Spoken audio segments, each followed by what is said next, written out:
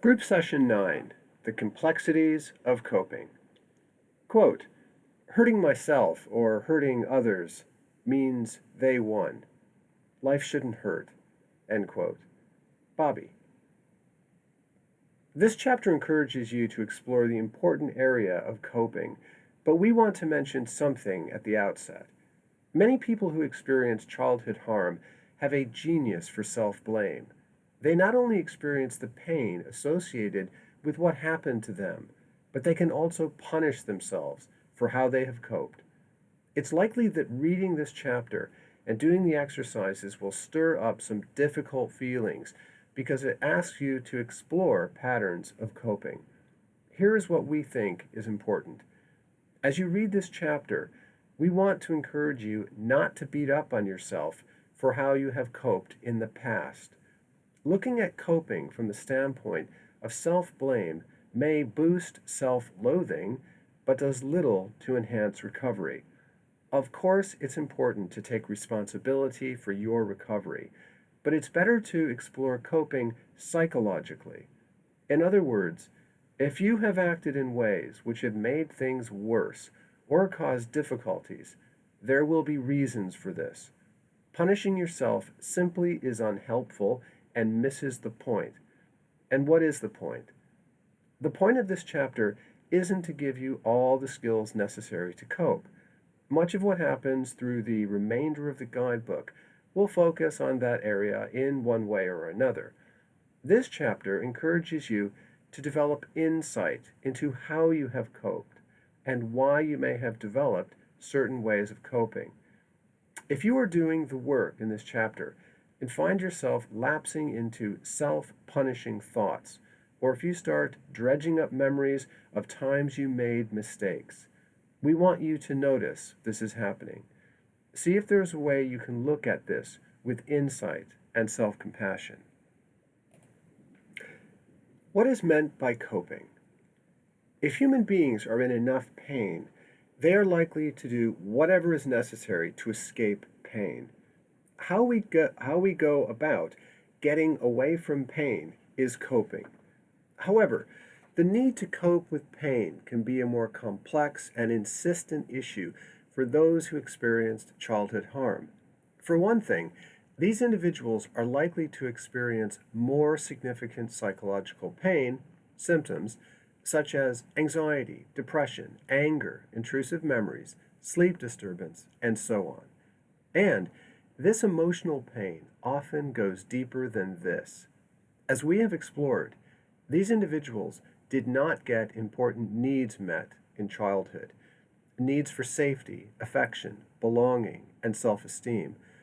Related to unmet needs, these individuals sometimes describe the feeling of a void or an emptiness, a sense that something is missing.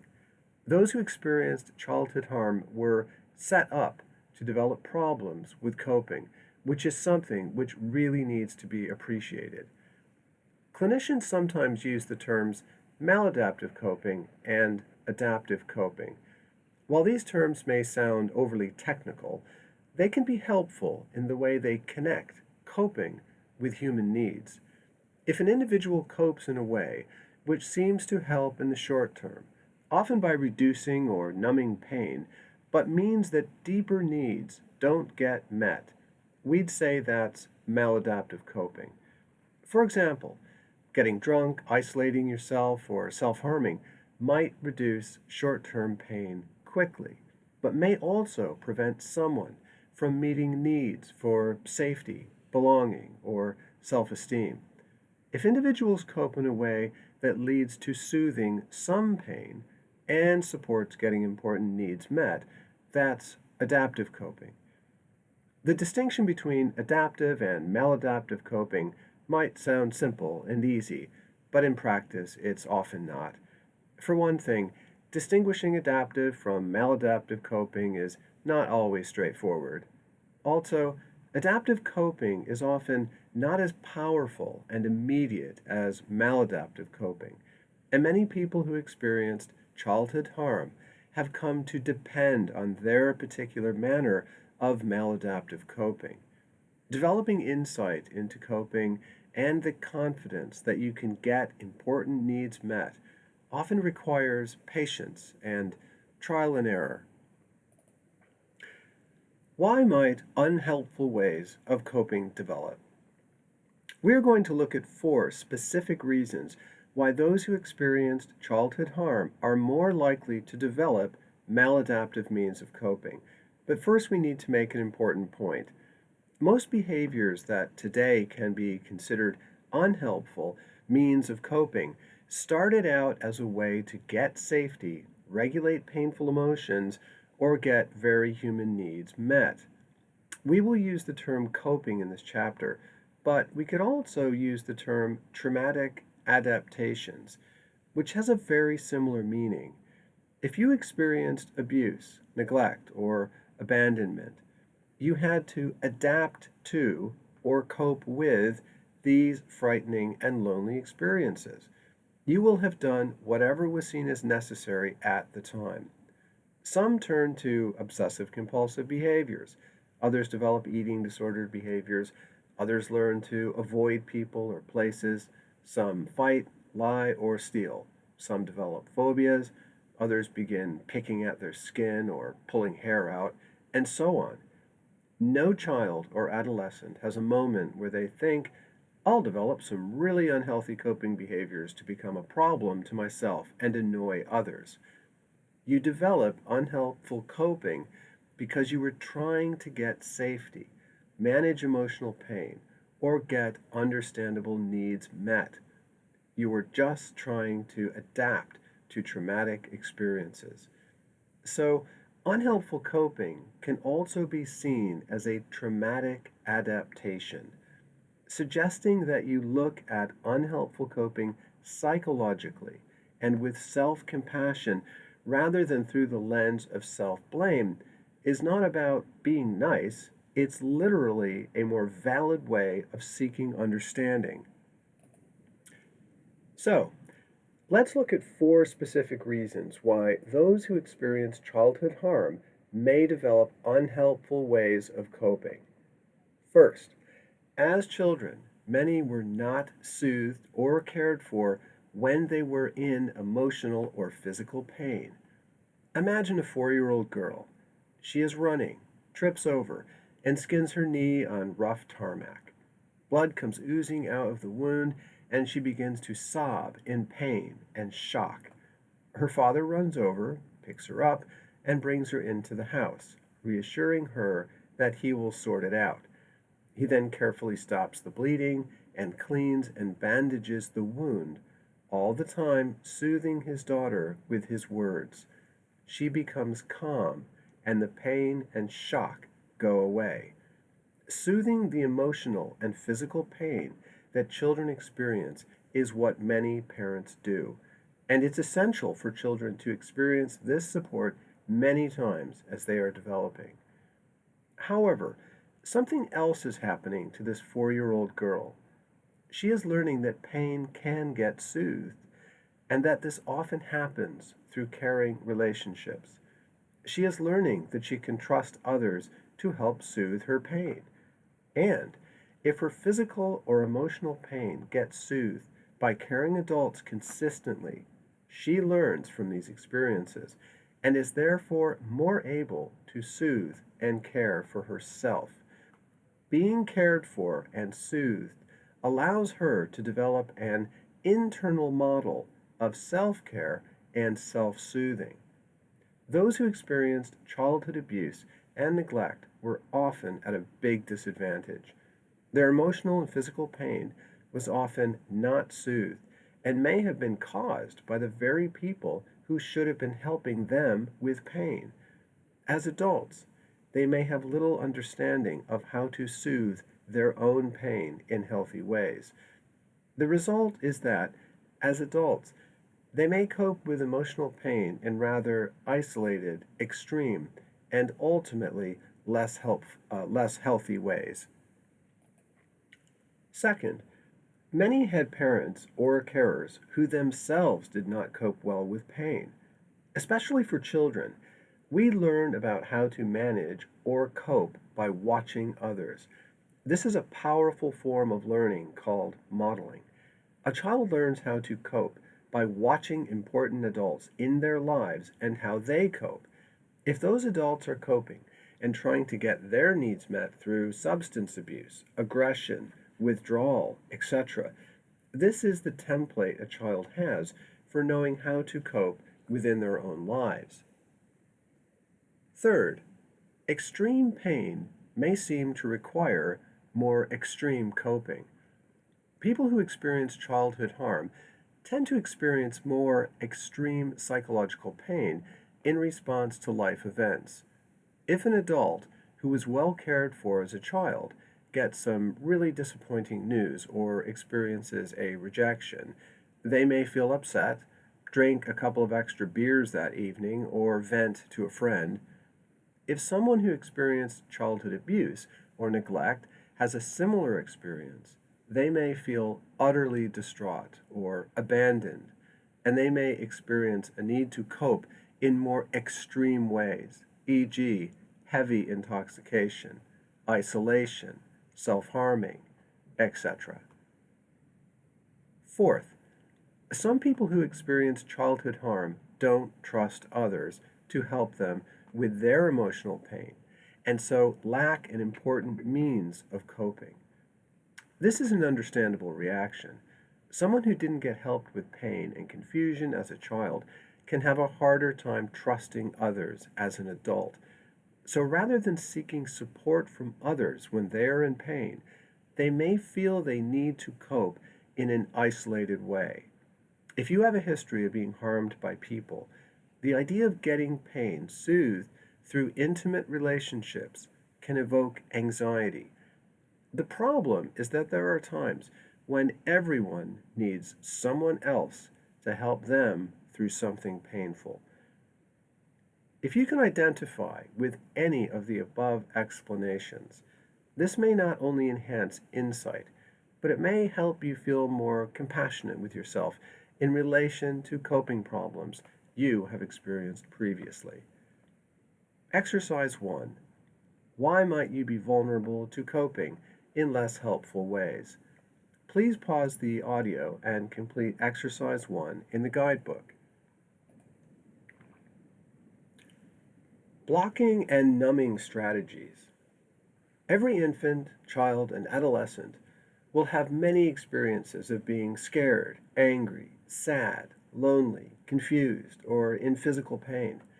They should feel safe enough to cry or to ask for help. An adult should be attuned to their emotions and needs and should respond to soothe distress or bring understanding.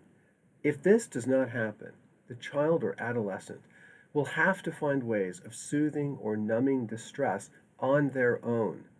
The problem is that they are not developmentally equipped to do this. Below our coping strategies, people who experience childhood harm often rely on to block, avoid, or numb painful feelings. Such strategies may have developed at any point, childhood, adolescence, or young adulthood. They often become a pattern of coping. See what you can identify with, either in the past or present. As mentioned, you may feel badly about how you have coped, or you might worry that if you acknowledge how you cope, someone may try to stop you. And there is almost certainly a part of you that doesn't want to stop because you rely on how you cope to get rid of painful feelings. So, here is some reassurance. The reading and exercises below are for you.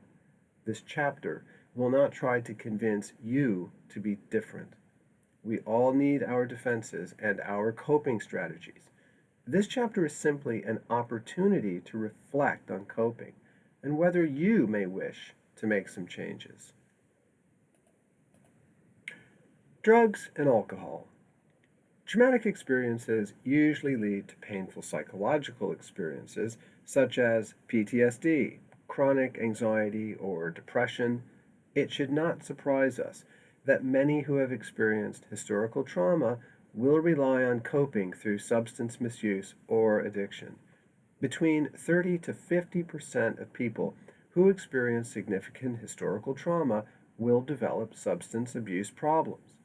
All coping strategies represent an attempt to control emotional states. And of course, drugs and alcohol will do the job, although often with negative consequences to health, relationships, and self esteem. Drugs such as alcohol, heroin, barbiturates, or ketamine have the effect of depressing or calming states of distress. Drugs such as cocaine, methamphetamine, or amphetamine can act as stimulants, allowing access to deadened emotions and physical sensations. Some drugs, like cannabis, don't fit neatly into one category. So called legal highs represent a broad range of substances, are not well understood by many clinicians, or users for that matter, and are a growing concern within mental health and medical systems. Those who experienced childhood harm are more likely to feel overwhelmed by emotions or emotionally numb. So, understandably, they may be vulnerable to drug and alcohol abuse. Some seem to keep drug or alcohol use under some measure of control. For others, either past or present, it can have very destructive effects on self concept, relationships, education, work, or health. Food. A surprising number of women and men who experienced childhood harm can develop an unhealthy relationship with food, developing eating difficulties or even a full blown eating disorder. As explored in the chapter on childhood harm and the body, those who experienced historical trauma are often disconnected from the physical sensations or signals coming from their bodies, or they may simply get signals of distress much of the time. Some don't experience hunger because they are just not in touch with the physical signals of hunger. Some may overeat as a way of trying to manage chronic states of emotional distress. Food can become a way of feeling a sense of control in a world which is otherwise perceived as dangerous. These individuals usually lack the sense of control that should get experienced through a secure self concept, secure attachments, and confidence that they can regulate their emotions. So, they develop a relationship with food which goes way beyond the role food is supposed to play in one's life.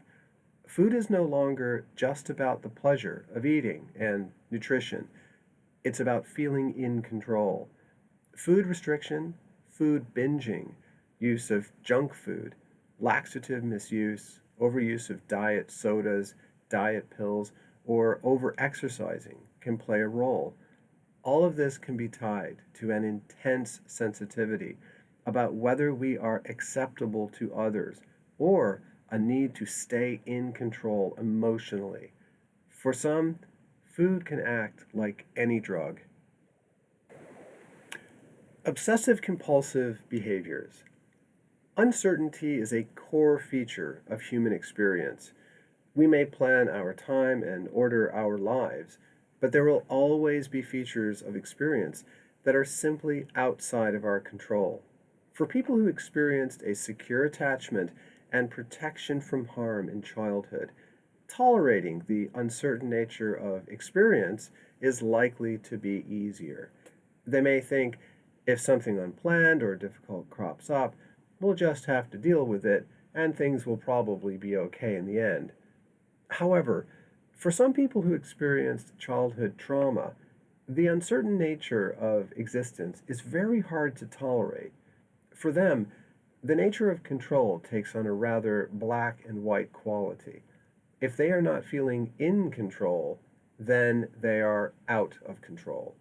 If they do not have lots of reassurance, then something bad or terrible is likely to happen to them or those they love. This is an understandable reaction to experiences of childhood abuse or neglect.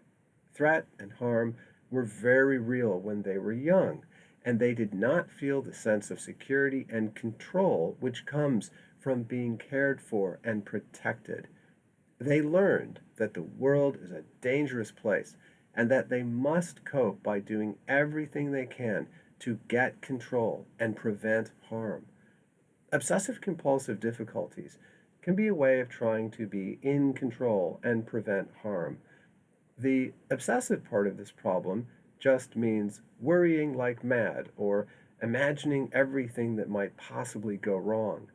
By imagining everything bad that might happen, you are trying to control potential danger and therefore achieve reassurance. The compulsive part of this problem means doing something, often repetitively or ritualistically, to gain control over imagined threats. For example, repetitively checking on things like locks or appliances, repetitive hand washing or excessive cleaning, continually checking that loved ones are safe, or arranging things in exactly the right way. As with obsessing, compulsive behaviors are a way of trying to get control and reassurance. The problem is that all the obsessing and compulsive behaviors are never enough to really get reassurance, and the individual can become exhausted by their attempts. And they are missing out on life and relationships in the process. It's a difficult journey, but learning that the danger was in the past and that the world really is safer now is necessary. For those with obsessive compulsive difficulties, learning to tolerate normal levels of uncertainty is part of recovery. Manic behavior, perfectionism, or workaholism. For many, thoughts or feelings associated with the past are always in the background, waiting to pop up and disturb them, either in their conscious thoughts or in their dreams. Some will cope by throwing themselves into projects, activities, or work with an intensity designed to distract them from their past. They may strive for perfection in the process. It's as if they think, if I can run fast enough, the memories can't catch me. This can work as a coping strategy to an extent, but it can also be exhausting, and some will crash out after a while. Pete was a victim of severe physical and sexual childhood abuse, and he's a good example of this type of coping. As he put it, quote, I'm a self-employed brickie, or bricklayer. There's loads of jobs available, so I'd work for about 12 hours a day and 6 or 7 days a week. People on the work sites were amazed at how fast I'd go, and they thought I needed the money, but I didn't. I just needed to keep going. End quote. And then, after one particularly full week of bricklaying, Pete damaged a ligament in his shoulder and had to stop work. Having lost his main means of coping, he was more exposed than ever to painful memories and feelings, and he broke down. Had he not torn that ligament, Pete may not have found his way to therapy. Self-harm. For some who get flooded by powerful feelings, often anger or emptiness, self-harming can seem like the only way to get some relief. For those who don't rely on self-harm, it can seem odd that cutting, burning, hitting yourself, or pulling hair out can provide comfort and soothing. However, for some people who experienced childhood harm, that's how it works. Juliet, an individual who experienced childhood sexual abuse, put it like this, quote, I try not to cut myself because I know I'll feel rubbish about doing it later on. But when I get to a certain point of feeling terrible, it seems like the only way out. When I do self-harm, it's like my emotional pain turns into physical pain, and then I feel calm for a while. I really want to stop, though. End quote. After the relief from a self-harming episode, the individual can feel guilt and regret. We rarely meet someone who relies on self-harm and genuinely wants to self-harm. Many describe self-harming as having an addictive quality they want to be free from. Other addictive or compulsive behaviors. Blocking or numbing strategies are anything we might do which, at least temporarily, calms painful feelings or memories. We've mentioned some of the most common strategies, but the variety of methods is pretty wide. Compulsive spending or shopping, gambling, hoarding, compulsive sexuality, i.e., promiscuity, affairs, or addictive use of pornography, addictive video gaming and internet use, dangerous thrill seeking, etc. It's not necessarily what you do that matters, it's why and how driven you feel to do it. It's whether the behavior is helping you meet important needs or becoming another problem on top of the past trauma. Exercise 2, blocking and numbing strategies. Please pause the audio and complete exercise 2 in the guidebook. Relationship style as a way of coping. Blocking and numbing strategies are often ways of coping on your own. However, it's also essential that coping is understood relationally, i.e., the pattern of how you cope and get needs met through your relationships. Below is a model adapted from the very helpful work of Jeffrey E. Young and Janet S. Klosko. However, before describing these styles, there are a few important caveats we want to make clear.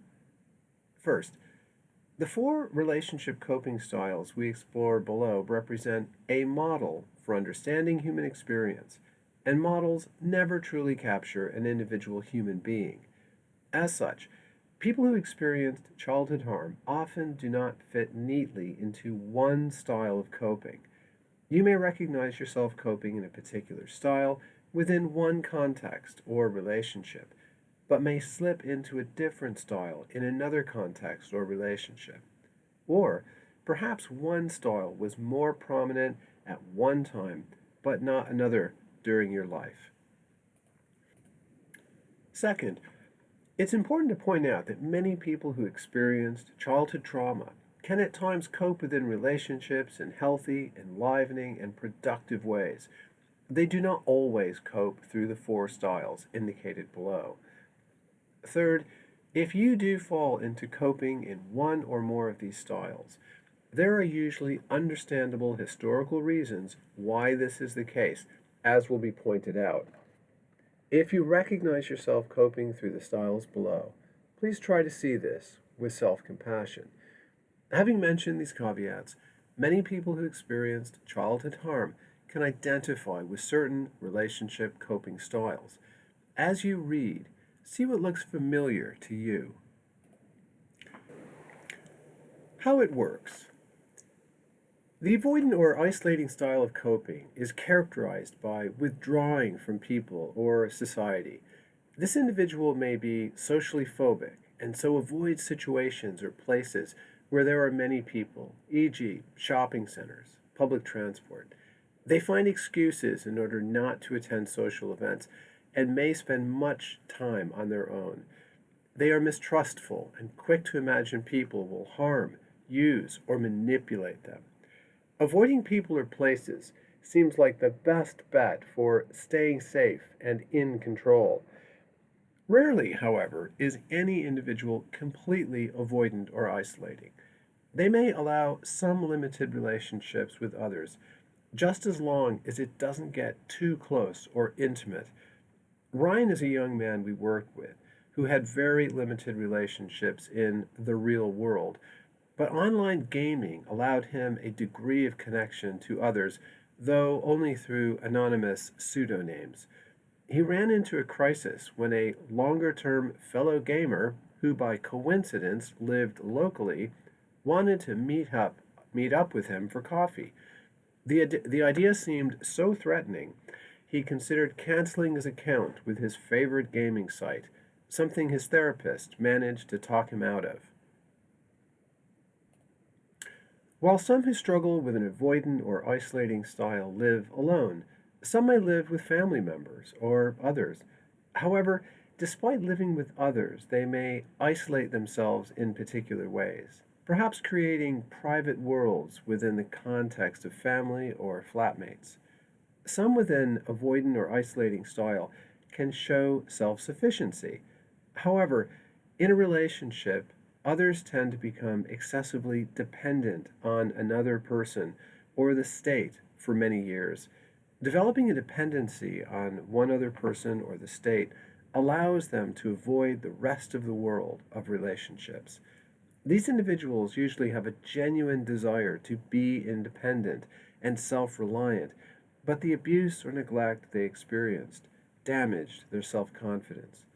Some with an avoidant or isolating style of coping may develop very important relationships with pets. Pets, often, though not always dogs, can provide the individual with affection and a sense of purpose, but manage to do so in a way which is not threatening. Why it developed. These individuals were often harmed by others in childhood and had good reasons not to trust. As a child, they may have coped by trying not to be seen, fading into the woodwork, or keeping their heads down. They may have learned that by avoiding or hiding from those who harmed them, they could reduce or have some control over the trauma. This pattern of being mistrustful, assuming others will harm you, and avoiding people and social situations developed as a means of trying to meet a need for safety. The dilemma. Individuals with an avoidant or isolating style of relationship coping have the same core needs as everybody. Social isolation or avoidance may seem to offer a semblance of safety, but needs for belonging or intimacy go unmet. If unhealthy levels of dependency are also a feature, this undermines the individual's need for self esteem. Depression and underachieving in life are common. The challenge. The challenge is to see that the fear response to social situations is often disproportionate to any actual threats. The challenge is also to learn to develop trust for situations and relationships where it is well placed. For those who are safe, the challenge is often about recognizing that current experiences are not the same as what happened to you when you were a child. And the challenge is to choose to be with people who will not repeat a pattern of hurting you. The rigid or controlling coping style. Some people who experience childhood harm are less socially avoidant. Perhaps they have a partner and children, and they might have relationships outside of the home. But, like the avoidant or isolating style, they experienced threat or neglect in childhood. As such, they don't trust others, and they may imagine life as a dangerous place. Those with a rigid or controlling style believe that if they are not in control, they are out of control. If others show independence, assert themselves, or have other important relationships, this can feel threatening. If they receive criticism, they experience it as humiliating rather than just feedback. To cope, they feel a strong need to be in control of their environment and their relationships. Their attempts to be in control can sometimes feel suffocating to others. If people they are closest to assert themselves, have other friendships, or express independence, they can feel threatened. If they are put under stress, they can even react with outbursts of anger or aggression. They are more likely to cope by what clinicians Lublin and Johnson refer to as dumping. This person was dumped on by people who abused or neglected them in childhood. There is anger and frustration which is built up over the years, feelings which are difficult to find an outlet for. The people who hurt them normally cannot or will not acknowledge what they did or make amends. At times, the frustration is too much. They can regret it later on, but when under stress, they can dump on others too. If this style of relationship coping sounds unattractive, there are two things to keep in mind. First, as long as they feel in control, They may be lively and fun and have a range of attractive attributes that shine through. Second, despite how difficult their behavior can sometimes be for others, their manner of coping needs to be seen with empathy.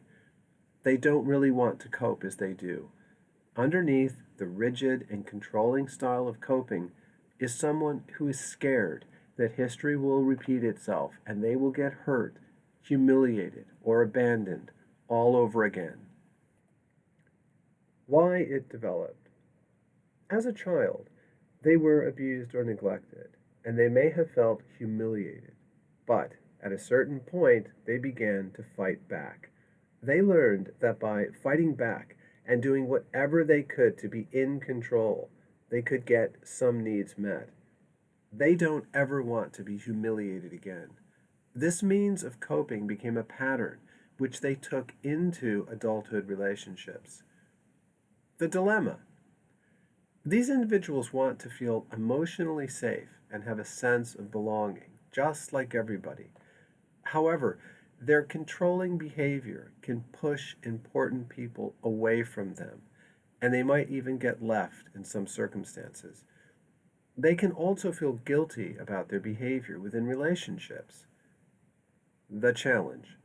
The challenge for these individuals is to let go of some control and appreciate that those close to them need to have a degree of independence. They often need to accept the normal give and take within relationships.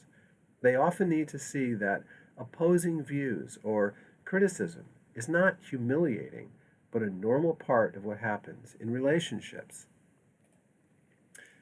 The subjugating or passive coping style.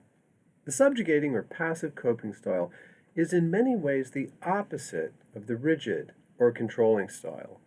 This sort of individual tends to want to have relationships, but they subjugate their needs to others. In other words, they put everyone else's needs before their own. They tend not to assert themselves or say what they want, and if they do, they often feel guilty. They have a tendency to feel overly responsible for the well being of others. They may choose relationships with more dominant people. They tend to get abused or neglected within their adult relationships, which may reflect what happened to them when they were young. They may fear that others will leave or reject them, so subjugating their needs to others is a way to prevent this. They fear and try to prevent conflict. Beneath their subjugating behavior, they may feel angry, but they rarely express it, scared that people will hurt or leave them. They may soothe their anger in private ways, e.g., food, substance misuse, obsessive compulsive behaviors, etc. Why it developed. The abuse or neglect this individual experienced in childhood may have been so overwhelming that they concluded that the only way to be safe or get any needs met was not to have any needs or assert themselves. Subjugating their needs to powerful others was seen as the only option, or these individuals may have had parents who were ill, drug addicted, or unfit, and they learned that they had to put aside their needs to care for family members. The dilemma. These individuals have the same core needs as everyone for self-esteem, self-respect, and self-expression. However, if they begin to access and express their needs, they imagine they might get hurt or be left, and this is scary. But the manner in which they subjugate their needs to others leaves them feeling sad, resentful, and prevents them from getting the respect and recognition they really crave. Like the avoidant or isolating style, they may be underachieving. The challenge. The challenge for these individuals is to feel they deserve to have and express their needs in relationships, to find their voice. Some may need to learn to avoid relationships with domineering people and to choose to be with people who will encourage the self-expression, which is so important to their development. The unstable style. Thus far, We've seen three relationship coping styles. The first tends to avoid others, the second to control others, and the third to subjugate themselves to others. We also recognize a fourth style, which is not explicitly described as part of Jung and Klosko's original model. This style can seem like a mix of other styles, but it is also distinct. The other three styles may be unhelpful in certain ways, but there is more stability in the pattern of coping. Those with an unstable style can feel all over the place, often veering from clinging to others to becoming angry and challenging. Individuals with an unstable style of relationship coping definitely want to have relationships. In fact, they often really don't like being on their own. On their own, they can feel quite empty, distressed, or sad. But relationships can feel scary for them as well. They can feel needy and clingy, and they tend to fear abandonment. They can work hard to keep people close to them, and they might idealize others or see them as a savior. However, if there are even subtle signs that a partner or friend is becoming distant or might abandon them, they can get flooded by powerful emotions which seem overwhelming. They might blow up with anger at their partners, friends, or family members, or they might feel they need to do something dramatic to keep people close to them. If distress or anger really gets out of control, they might self harm or do something reckless. They really struggle with self worth or self image, and some even will say they hate themselves. Why it developed? Childhood trauma is common for this style of coping, but it's difficult to know why this level of instability develops. It can be challenging to have a relationship with someone who copes in unstable ways, but we need to see those who cope in unstable ways with understanding and empathy. It's possible they may have had a more sensitive biological temperament, or the harm they experienced occurred at a younger age, before a sense of self had a chance to begin forming. More research is likely needed to answer this question. The dilemma. More than anything, those with an unstable style of coping want to feel emotionally safe and loved, but their fear of abandonment can mean that they cope in ways that frighten others or create distance in their relationships. The challenge. Those with an unstable style of coping often have a very poor self image and are quick to imagine they will get left or that others hate them. Developing self compassion and self esteem is important. Also important is finding ways of coping with powerful emotional states so they don't get out of control and end up damaging relationships. Exercise 3. Reflecting on relationship coping style. Please pause the audio and complete exercise 3 in the guidebook. Why does a relationship coping style develop? Why would one individual develop a particular relationship coping style and another develop a different style? There are a couple of possible explanations. First, how individuals cope in relationships today may have been something they learned to do as a child. The way individuals cope in their relationships today may not appear to make a lot of sense in certain circumstances. However, as a child, this way of coping may have made a lot of sense. Bertrand was physically and emotionally abused by his father and bullied in school for many years. Quote, "When my dad was at home, I would hide. I'd hide in the airing closet or in the garden shed. At school, I tried not to be seen, and at break times, I would hide in a bathroom stall." End quote. For Bertrand, avoiding people as a child made very good sense. To some extent, it probably reduced harm. However, Bertrand developed an avoidant or isolating style of coping, which today gets in the way of making friends, dating, and work.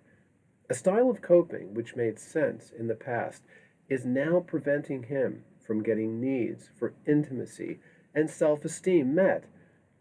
Molly's mother was a heroin addict, and she had no relationship with her biological father. Quote, Mom was gone a lot, and if she was at home, she was strung out or shouting at us. I had two little brothers. I cleaned the house and cooked and looked after my brothers. I couldn't afford to have any needs of my own. End quote. It made sense to Molly to subjugate her needs to her mother and brothers in childhood.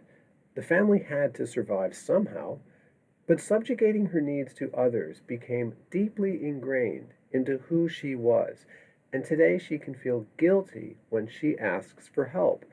A subjugating style of coping in relationships was the result.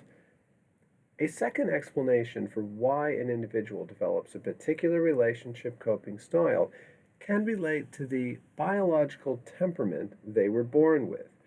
While the quality of our childhood relationships is important, part of our personality is a product of our biological temperament. Most all parents with two or more children can see that there are aspects of who their children are that came pre-packaged. That's temperament. If a child was born with more of a sensitive or anxious temperament, they might be inclined to develop an avoidant or isolating or subjugating or passive style of relationship coping. If they were born with more of a fiery or assertive temperament, they might be inclined to develop a rigid or controlling style as a response to abuse or neglect. The sort of temperament someone with an unstable style was born with seems less clear. If you think back as far into your past as possible, perhaps you can see that certain aspects of your personality have always just been a part of you. Exercise 4. What's your view? Please pause the audio and complete exercise 4 in the guidebook. An unfortunate consequence of relationship coping styles. There is something rather gloomy that often occurs as a result of the way people who experienced childhood harm cope. A relationship coping style may bring about exactly what they fear the most. Through no fault of their own, individuals may end up shooting themselves in the foot. The avoidant or isolating individual really wants intimacy, but their avoidant behavior can leave them feeling alienated and lonely. The controlling or rigid individual wants to feel safe, but their behavior can create distance within their relationships, which is scary for them. The subjugating or passive individual wants to be treated with respect and care, but their coping style can invite mistreatment or neglect. The unstable individual wants to avoid abandonment, but they may act in ways which eventually drives people away. The sort of feelings or relationship dynamics you had in childhood has a way of showing up in later life. We will explore later how you can get yourself out of this trap, especially during chapters on traumatic core beliefs and healthy relationships. Coping with trauma. What's worked for you? We recall working with a man named Barry. When we asked what coping strategies worked well for him, he replied with this, quote, "Hey, if I knew that, I wouldn't be in therapy." End quote. It was quite funny the way Barry has said it. The purpose of this chapter has been to explore coping generally and how it has worked for you, not to recommend specific coping skills. This program will offer many opportunities later to consider what healthy coping means for you, especially in Part 3, a focus on recovery. However, our experience is that many people who encountered childhood harm have discovered healthy ways of coping long before they showed up for therapy. They may still feel troubled by what happened, but they have found some ways of getting relief which can seem helpful and healthy. So, despite the plausibility of Barry's remark, you have an opportunity below to explore what seems to work for you. In order to consider what may represent healthy coping, it may be helpful to mention again the ideas of adaptive and maladaptive coping. If you respond in a way which offers short term relief, apparent safety or control, but fails to get more important needs met, e.g., safety, connection to others, self esteem, and meaning, that's maladaptive coping. Adaptive or healthy coping should offer some short term relief, though not always as powerfully, but should help you get those important needs met as well. Exercise 5. Adaptive or healthy coping. Please pause the audio and complete exercise 5 in the guidebook. And after you have completed exercise 5, please note that this concludes the audio for the chapter on complexity of coping.